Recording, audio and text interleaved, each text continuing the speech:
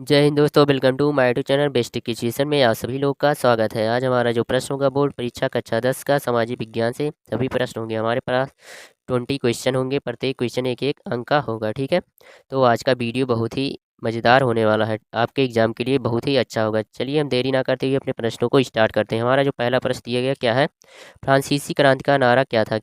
क्या दिया गया, फ्रांसीसी क्रांति का नारा क्या था। ऑप्शन दिया गया सत्य और अहिंसा, स्वतंत्रता, समानता, बंधुत्व, इनकलाब जिंदाबाद, स्वराज मेरा जन्मसिद्ध अधिकार है। जो फ्रांसीसी क्रांति का नारा था वह क्या था। हमारा जो सही आंसर है स्वतंत्रता, समानता और बंधुत्व। क्या था, स्वतंत्रता, समानता और बंधुत्व, यही था फ्रांसीसी क्रांति का नारा। और एक प्रश्न यहाँ से बनता, फ्रांसीसी क्रांति कब हुई।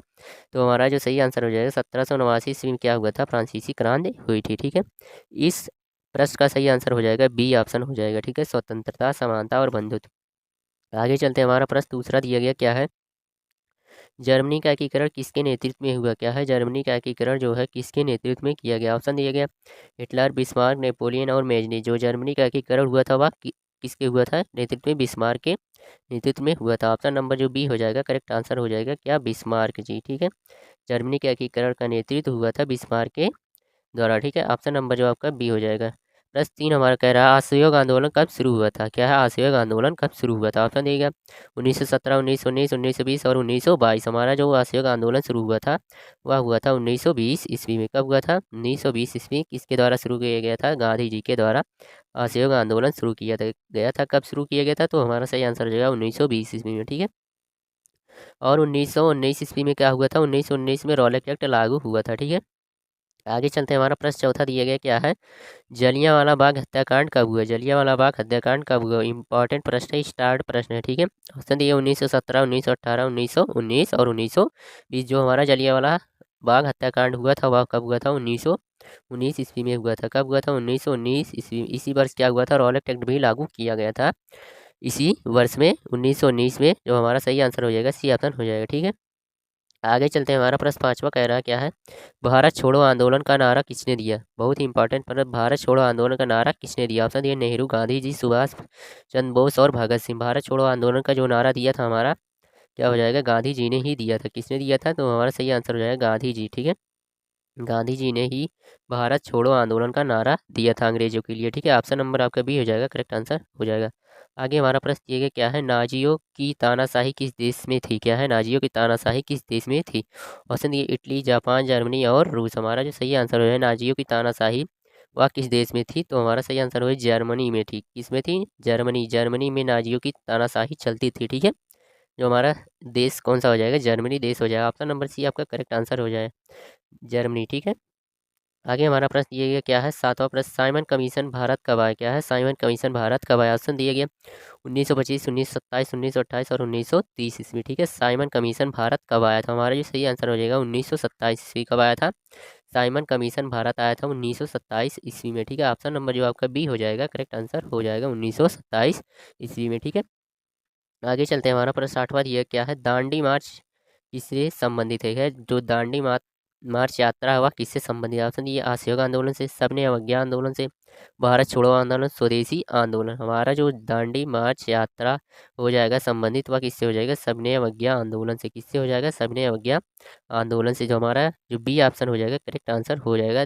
दांडी मार्च यात्रा गांधी जी द्वारा की गई थी, किसके संबंधित थे, सबने अवज्ञा आंदोलन के संबंध में किया गया था। ऑप्शन नंबर बी आपका करेक्ट आंसर हो जाएगा। आगे चलते हैं हम।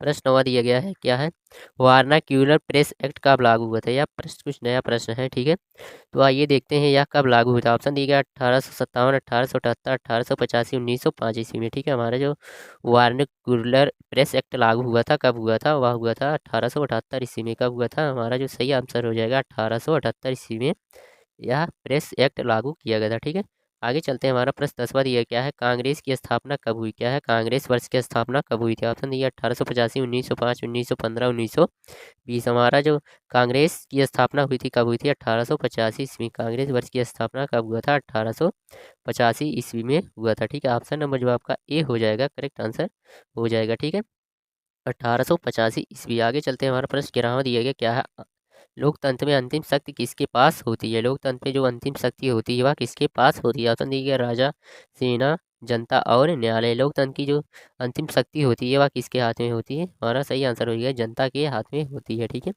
जनता के पास होती है लोकतंत्र की शक्ति, क्योंकि लोकतंत्र का निर्माण किसके द्वारा होता है? जनता के द्वारा ही होता है। ठीक है, ऑप्शन नंबर जो आपका सी हो जाएगा, करेक्ट आंसर हो जाएगा।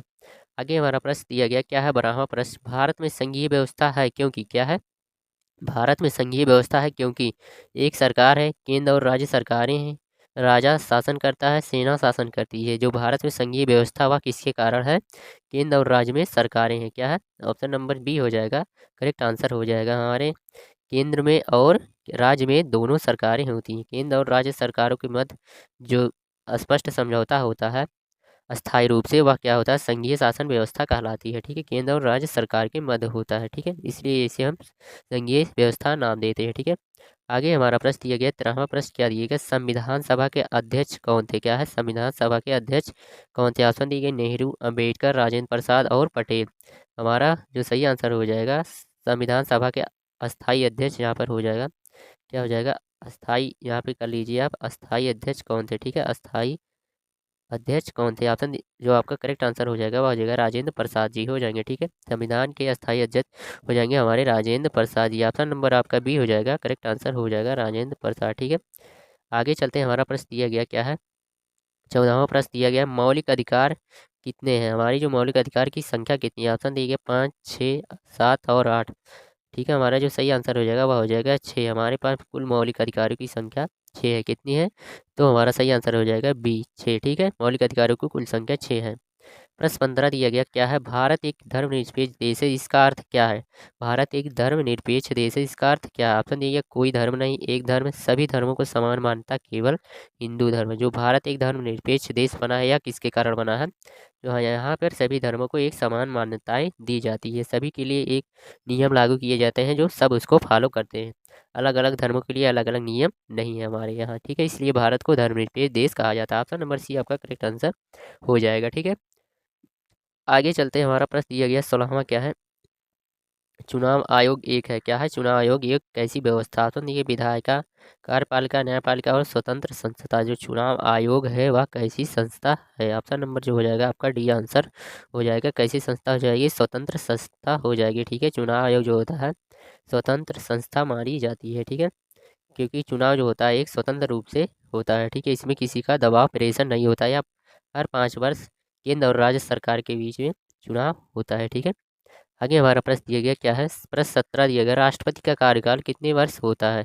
इंपॉर्टेंट प्रश्न मान के चलिए आप लोग। क्या है इंपॉर्टेंट प्रश्न? यह जानना आपके लिए बहुत जरूरी है कि राष्ट्रपति का कार्यकाल कितने वर्ष होता है। तो देखिए 4, 5 और 6 और 7। हमारा जो राष्ट्रपति का कार्यकाल हो जाएगा वह कितने वर्ष होता है? 5 वर्ष होता है। 5 ईयर होता है। क्या होता है? 5 ईयर होता है, 5 वर्ष होता है। ठीक है, आपका नंबर जो आपका बी हो जाएगा, करेक्ट आंसर हो जाएगा। ठीक है, आगे चलते हैं। हमारा प्रश्न 18 कह रहा है, क्या है? ग्राम पंचायत का चुनाव कौन करता है? क्या है? ग्राम पंचायत का चुनाव कौन करता है? ऑप्शन देखिए, संसद, राज्य सरकार, ग्राम सभा, न्यायालय। हमारा जो सही आंसर हो जाएगा, ग्राम पंचायत का चुनाव जो करता है वह क्या होता है? ग्राम सभा करता है। क्या करता है? ग्राम सभा द्वारा हमारा जो होता है ग्राम पंचायत का चुनाव होता है, जिसमें क्या होता है? हमारे प्रधान का चुनाव किया जाता है कि इस ग्राम का प्रधान कौन अच्छा है, इसलिए हम उसे अपने मतदान द्वारा उसे हम प्रधान बनाते हैं ग्राम सभा में। ठीक है, ऑप्शन नंबर आपका सी करेक्ट आंसर होगा। ठीक है, आगे चलते हैं। हमारा प्रश्न 19 कह रहा है, राजनीतिक दलों का मुख्य उद्देश्य क्या है? राजनीतिक दलों का मुख्य उद्देश्य क्या है? ऑप्शन देखिए, व्यापार, सत्ता प्राप्त करना, शिक्षा देना, न्याय देना। जो राजनीतिक दलों का मुख्य उद्देश्य होता है वह क्या होता है?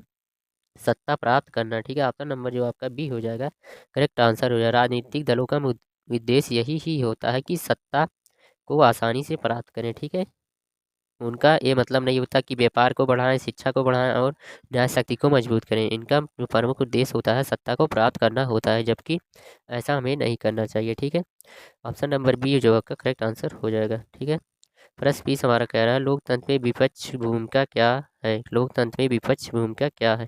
तो देखिए, सरकार गिराना, सरकार की आलोचना, कानून बनाना और चुनाव करना। ठीक है, हमारा जो लोकतंत्र की विपक्ष भूमिका हो जाएगी वह हो जाएगा सरकार की आलोचना। ठीक है, क्या हो जाएगा? सरकार की आलोचना करना। ठीक है, लोकतंत्र के में विपक्ष की भूमिका होती है सरकार की आलोचनाएं करना। ठीक है, ऑप्शन नंबर जो बी हो जाएगा, करेक्ट आंसर हो जाएगा। ठीक है, तो आज के वीडियो को यहीं पर एंड करते हैं। आई होप आप लोगों को यह पूरा वीडियो समझ में आया होगा। तो हम चाहते हैं आप लोग हमारे बेसिक एजुकेशन यूट्यूब चैनल को जाते जाते सब्सक्राइब करते। फिर ऐसे ही नई वीडियो में हम मिलते हैं। धन्यवाद।